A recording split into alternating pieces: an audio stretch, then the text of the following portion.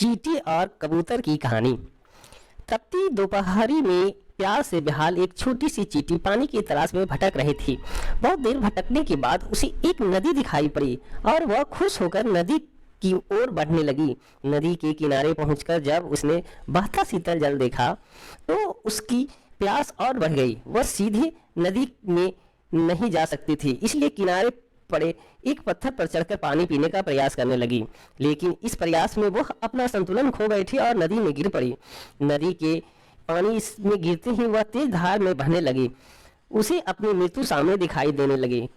तभी वो कहीं से एक पत्ता उसके सामने आकर गिरा। किसी तरह वह उस पत्ते पर चढ़ गई। वह पत्ता नदी किनारे स्थित एक पेड़ पर बैठे कबूतर ने फेंका था, जिसने चींटी को पानी में गिरते हुए देख लिया था और उसके प्राण बचाना चाहता था।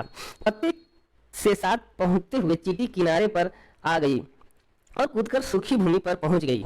कबूतर के निस्वार्थ भाव से की गई सहायता के कारण चींटी की जान बच पाई थी।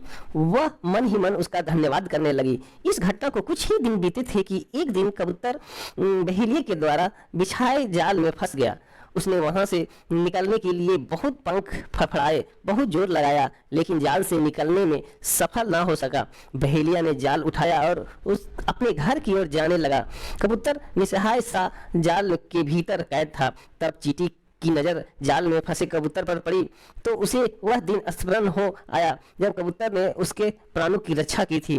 चींटी तुरंत बहेलिया के पास पहुंची और उसके पैर पर जोर जोर से काटने लगी। बहेलिया दर्द से छटपटाने लगा। जाल पर से उसकी पकड़ ढीली पड़ गई और जाल जमीन पर गिर गया। कबूतर को जाल से निकलने का अवसर प्राप्त हो चुका था। वह झटपट जाल से निकला और उड़ गया।